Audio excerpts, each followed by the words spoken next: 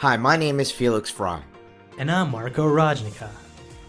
We're here to find great trading opportunities that target 150 to 400% returns. And you? Well, you're going to help us do it every single day. So welcome. This is the Winning Picks Podcast.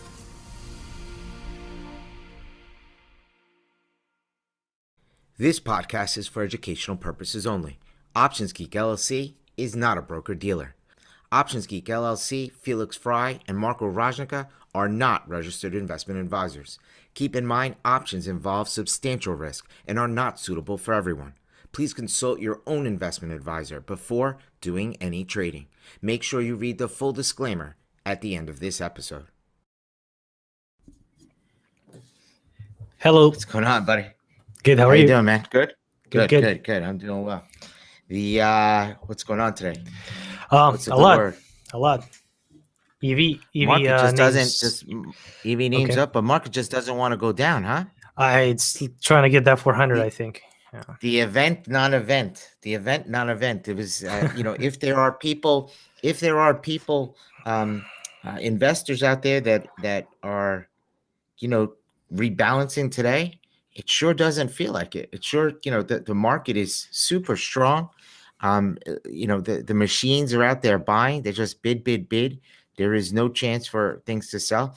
You might get just for fun, you might get the last 5 minutes where you get a huge drop and, it comes right back. Yesterday's was a little bit of a tell when the Federal Reserve banker came out and made a comment, and they took it down for 20 minutes. And then right at the end of the day, they shot it right back up.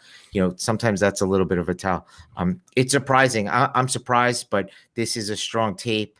And if there is selling and the market doesn't want to go down, what the next move is. The next move is, breakthrough 400, 405, 410. So it's increasingly, the probabilities of that happen are increasingly are increasing by the minute, I guess, is if you're not seeing a selling. Usually the first day of the month is good, but I would warn you that once out of every 5-6 beginning of the first month, you get like a 2-3% drop. Nobody knows exactly when that day is going to be, but that sometimes that happens. But first and second day of the months are usually good months, and so we have that coming up next.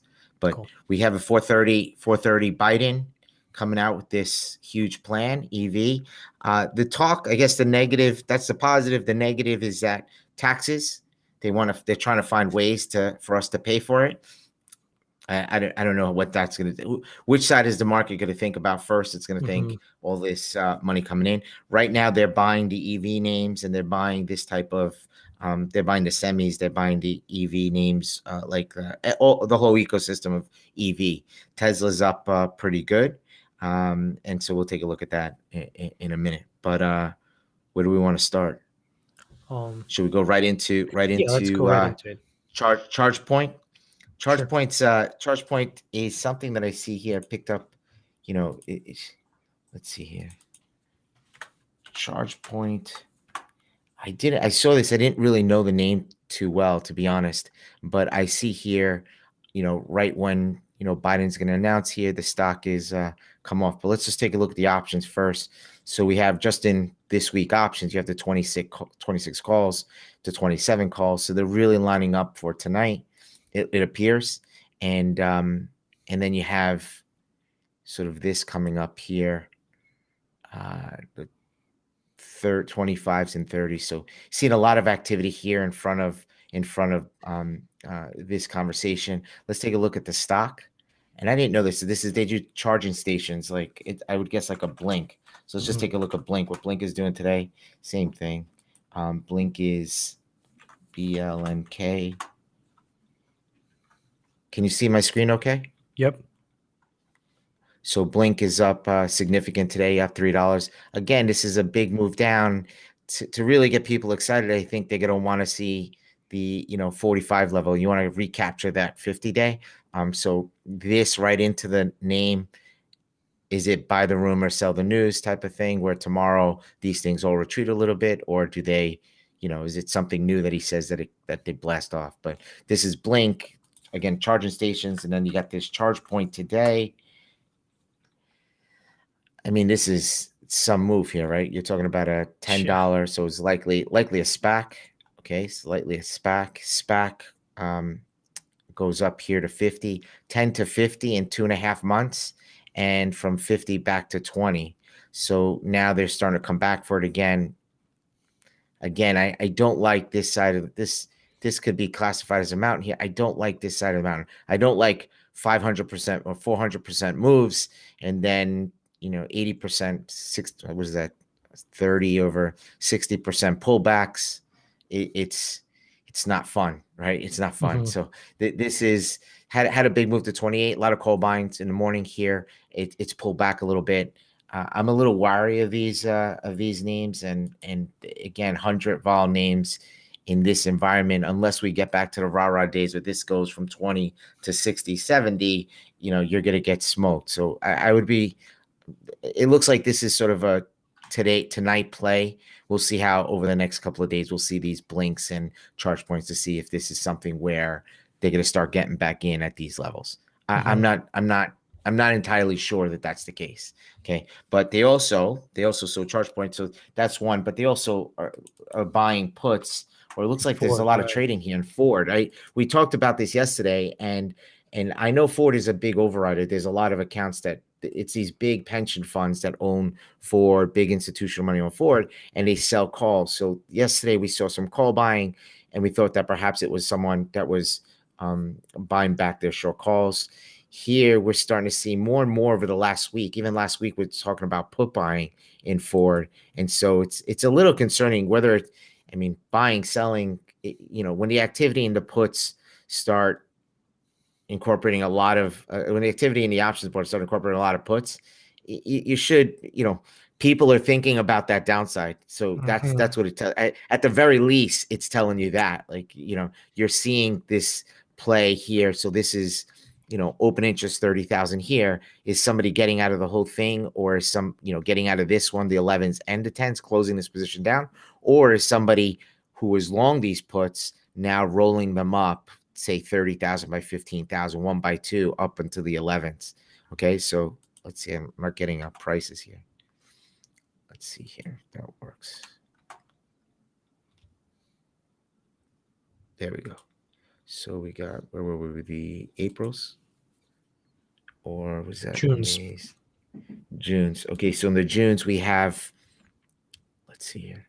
Okay, June the 11th. So if somebody wants to get back into the 11s just as a better play, as a play that they think they can win, and they were long the 10, stock has moved up here, and so they're saying, all right, let's get out of these 10s and roll into the 11s, and we're going to do it almost, probably take a little bit of dollars off the table, and we're going to get into this 11 at half the size. So you can tell what they're thinking. They're thinking at this point, 9, just by doing that trade, they're thinking about 8.5, $9 is where it could go. 8.75, 9.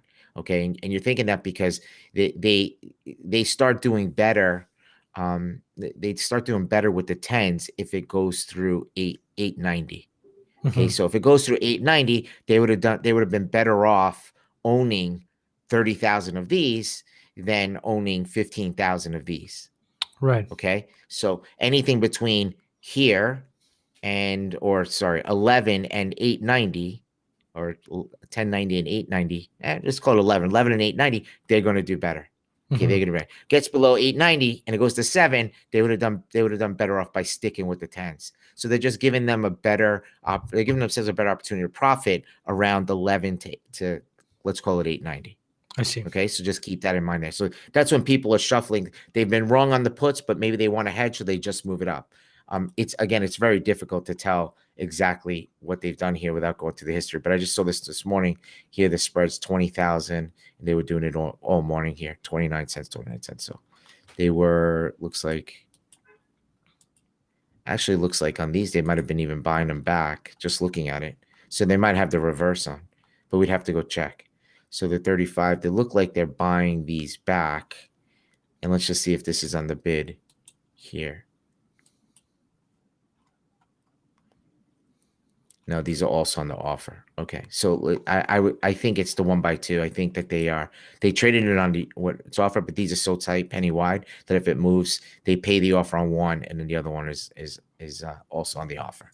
So here, I think they're moving this up 15 by 30,000. But just in general, just as an overall statement, over the last 2 weeks in Ford, we've been seeing a lot of puts shuffling around. And regardless of what they're doing, when I see that, it causes me a little pause. I start worrying.